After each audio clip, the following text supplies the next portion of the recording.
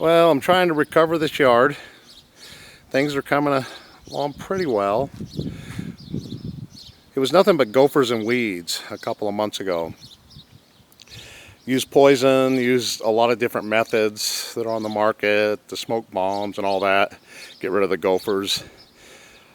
But there's a couple that just aren't going away, and they're just driving me nuts. Almost to the point of Bill Murray wanting to kill that critter on a caddy shack. They just wreck things. So I saw this new method,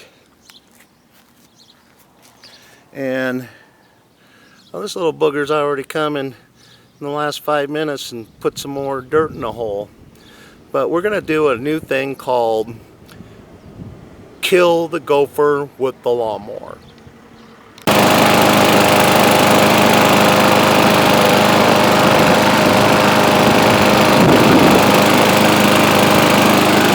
Go to sleep, go to sleep, go to sleep, little gopher.